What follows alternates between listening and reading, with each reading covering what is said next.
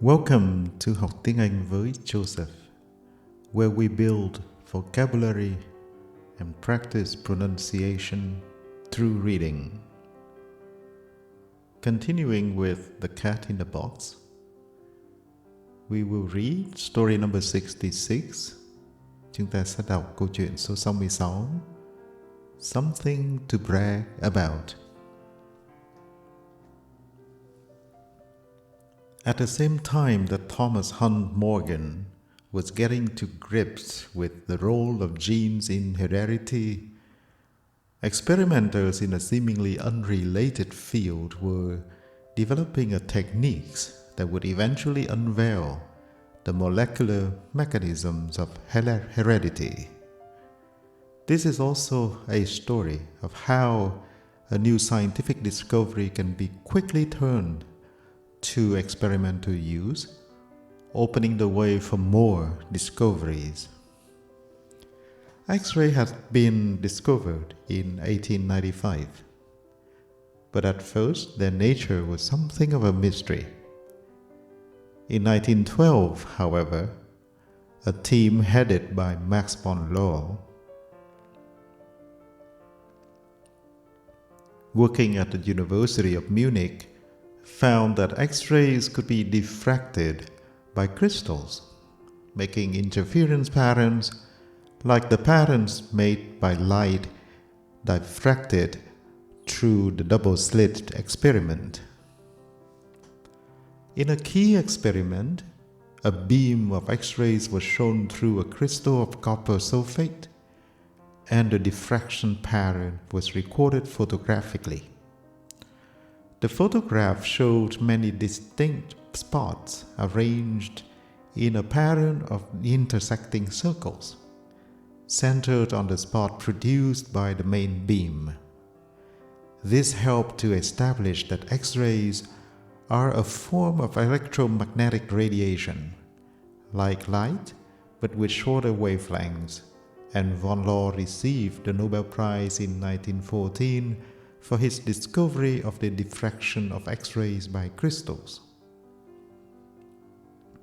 At the time, it was still necessary to establish the wave nature of X-rays, because prior to 1912, many people, including a certain William Bragg, still preferred the explanation of X-rays in terms of a stream of particles, rather like cathode rays or electrons. But like any good scientist, Bragg knew that if it disagrees with the experiment, then it is wrong. When news of the German experiments reached England in 1912, William Henry Bragg was an established physicist working at Leeds University. His son, William Lawrence Bragg, always known as Lawrence, was just starting out as a research physicist in Cambridge. Intrigued by vNo's work and open to new ideas, they discussed the implications with one another and realized that it ought to be possible to work out the structure of a crystal by analyzing the pattern of bright and dark spots produced by diffraction. They decided to divide up the task. Lawrence worked out the rules that made it possible to predict exactly where the bright and dark spots would be located if a beam of X-rays with a particular wavelength struck a crystal made up of atoms spaced a certain distance apart from one another. This became known as Bragg's law.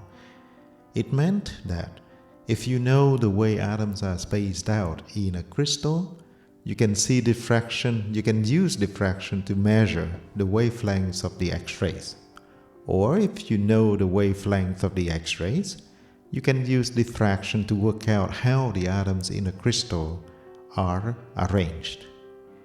He was immediately able to use his law to make a partial interpretation of the diffraction patterns obtained in Munich, but proper analysis required more information about the wavelengths of the X-rays, so William concentrated on the experimental side, including inventing the first X-ray spectrometer, an instrument to measure the wavelengths to be plugged into Bragg's law. Interpreting the data is horribly difficult for complicated structures in which there are large numbers of different kinds of atoms. But simpler crystals are much easier to understand, and this kind of work showed, for example, that crystals of sodium chloride, common salt, NaCl, are made up of not of lots of distinct NaCl molecules, but an array of sodium Na and chlorine Cl with equal spacing, alternating in a lattice. The work of the two Braggs, which established that X-rays could be used as a tool to investigate the structure of matter, culminated in a book, X-rays and Crystal Structure, published in 1915, while Lawrence was serving in the British Army in France. It was there that he learned that he had shared the Nobel Prize for 1915 with his father for their services in the analysis of crystal structure by means of X-rays. Lawrence Bragg is the youngest person at 25 to receive the Nobel Prize in Physics, as he said in his Nobel lecture. The examination of crystal structure with the aid of X-rays has given us for the first time an insight into the actual arrangement of the atoms in solid bodies. There seems to be hardly any type of matter in the condition of a true solid which we cannot attempt to analyze by means of X-rays. For the first time, the exact arrangement of the atoms in solids has become known. We can now see how far the atoms are apart and how they are grouped. It was this ability that would, in the decades that followed, led to an understanding of the structure of proteins and DNA itself. Moving on to the vocabulary section.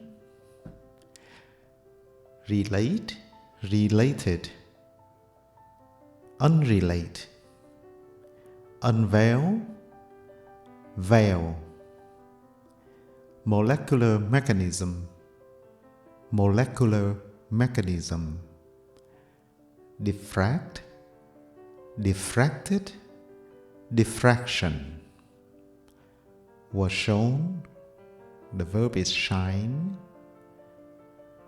photographically, photographically, not Kohli, photographically,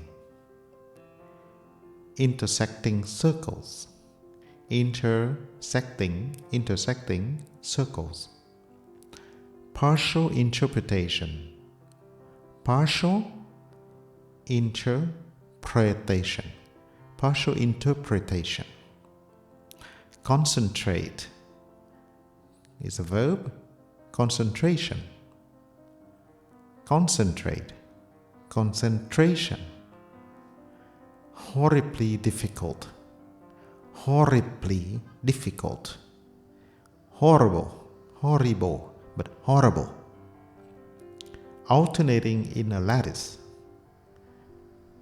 alternating in a lattice, lattice, lattice, culminate is a verb, culminated, culminating, crystal structure, crystal structure.